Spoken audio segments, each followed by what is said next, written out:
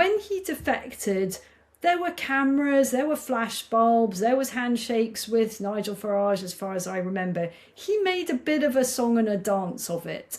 All of that is fine, but he has lately become a little bit of a problem.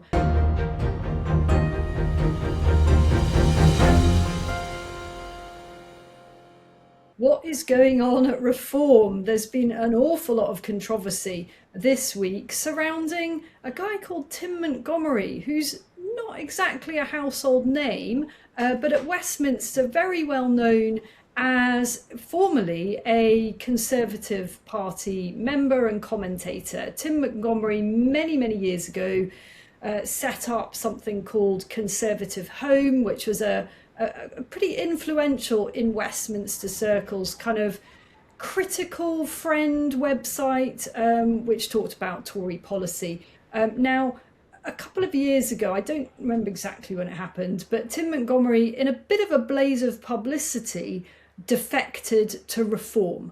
And this mattered not because anyone expected hundreds of thousands of voters to follow because someone they'd never heard of had done this, but because he's seen as a very serious, credible commentator, analyst, observer of the political landscape and a sort of weather vane, if you like. If Tim Montgomery was abandoning the Conservatives, moving to Reform, that was very significant as it showed a direction of travel. It indicated that a lot of other Conservative voters might be feeling the pull to gravitate towards Nigel Farage's party. So when he defected, there were cameras, there were flash bulbs, there was handshakes with Nigel Farage, as far as I remember. He made a bit of a song and a dance of it.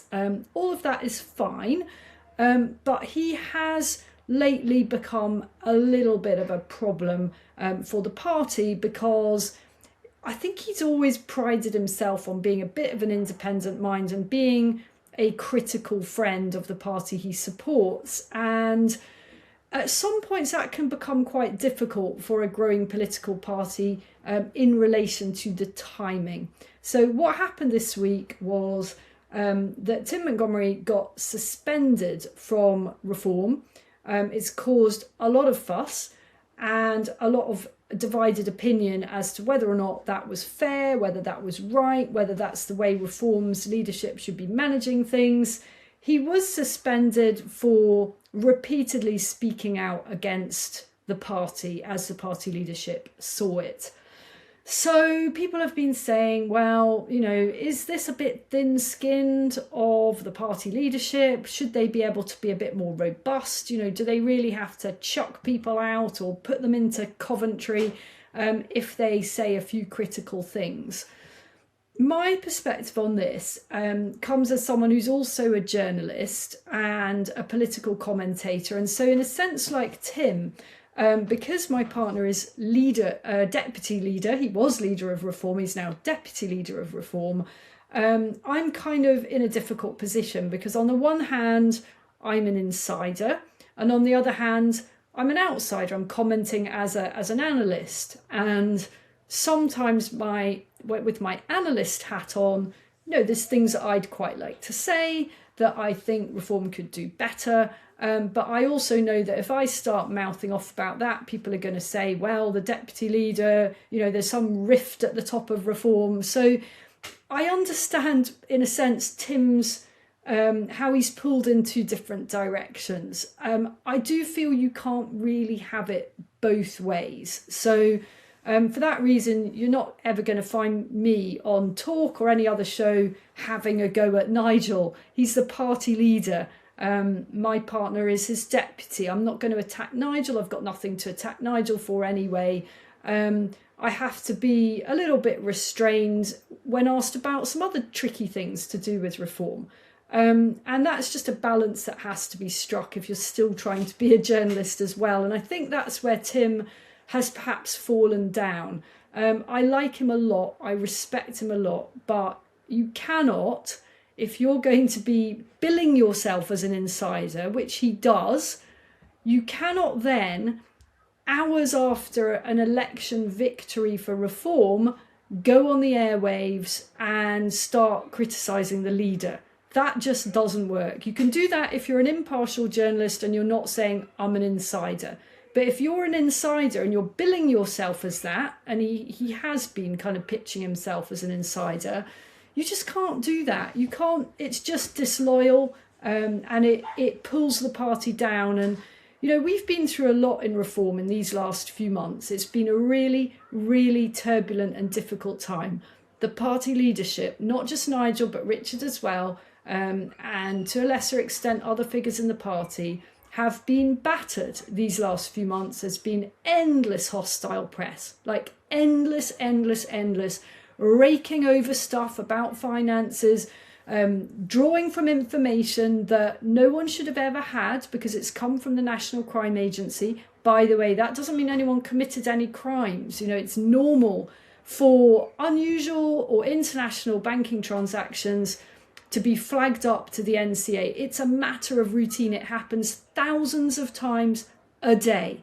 So just because transactions are on the radar of the NCA, that doesn't mean someone's a criminal or a money launderer or anything else that people might imagine because it has the word crime in it.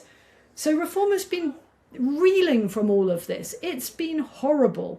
And one of the things that Nigel Farage has tried to do is have a fresh start by calling this election, by-election in Clacton, winning it brilliantly. And not that he expected that meant everyone's going to never ask again about the £5 million gift that he got. But what he can now say is, look, I've asked the people of Clacton who sent me to Westminster as an MP in the first place what they think of this, and they still want me to be their MP.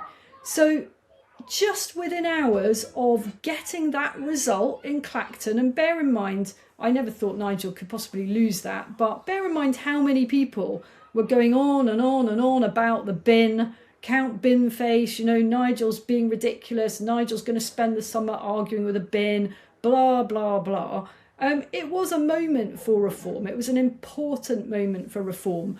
And within hours of that, Tim Montgomery takes to flagship BBC political programmes and starts saying that Nigel doesn't look right, Nigel needs to come across more friendly. I'm paraphrasing here, you know, Nigel's a bit grumpy, etc. That weren't exactly the words he was using, but that was the gist of it. That isn't okay, because he should know that the BBC and other media is out for any negativity they can get on reform. Reform's critics are desperate for this stuff, and they are desperate for it to come from so-called insiders like Tim Montgomery. So he's not a stupid man. He must have known that this would make headlines, and that all of those who were so desperate for Nigel to be humiliated in Clacton in a way that he wasn't, and they were gutted because they didn't get their moment where they were all going to do some stupid stunts on the stage at the by-election result. They didn't get their photo op because Nigel very sensibly said, I'm not playing that game. I'm not going to stand on a stage while, you know, inevitably more than one person pulls some stupid publicity thing. They didn't get that moment. They were missing the negative headline they wanted. And guess what? The person who provided them with that negative headline was Tim Montgomery, supposedly one of our own people. That just doesn't work, and it isn't the first time. And he let slip yesterday when he was talking about what had happened and that he was suspended. He let slip that, I quote, on this occasion, it wasn't him that leaked that he'd been suspended, which suggests that he briefs media about stuff that's going on in reform. You just can't have it both ways. That is the problem. And people may think it's thin-skinned or whatever. No, it's not. It's about running a party properly in a grown-up way. You know, this is serious now. We've got 3 years, probably 3 years at the absolute maximum, to save the country. The stakes are really high. There are people at the top of the party who are sacrificing everything for this battle. And we just can't afford to have even foot soldiers that are dragging it down and giving ammunition to the other side. So I don't think this is anything to do with free speech. Tim Montgomery is entirely free to criticise the party from a position of not being inside the party, but it just doesn't work having it both ways. It's very important for party leaders not to be surrounded by yes people, and I think this is one of the things that's fascinated a lot of observers about reform in the last few days. Is something we talked about in the last Westminster report, which is Zia Youssef and how, let's say, free-minded he is. And we talked last time about, is Zia a bit out of control? People are fascinated by this question because he is such an interesting figure.